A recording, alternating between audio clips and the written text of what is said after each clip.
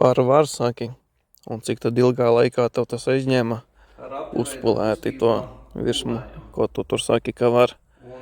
Paskatīsimies, cik ātri es šeit ar Zephyr Pro 40 uzpulēšu. Es vēl fonā tur rādīšu, cik melnā lupatiņa mums paliek pēc Zephyr metāla pulēšanas pastām. Tur vēl laiku varētu noņemt kādas 5 sekundes, bet šī pasta 1 minūtes laikā uzpulēs ļoti labi.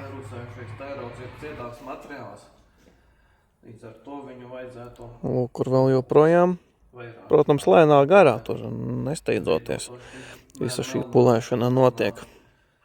Un vēlreiz parādu, protams, lupatiņu. Tur pār sekundes noņemsim nost. Un tagad apmēram jau ir viss. Tālāk jau būs pātrinājums, kur es slauku nost visu melno. Un kur varam redzēt.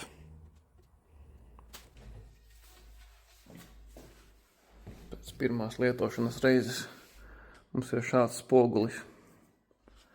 Jau pēc pirmās reizes. Un es ilgi nepulēju, un es daudz neliku virsū šo pastu. Un mums ir šāds spogulīts.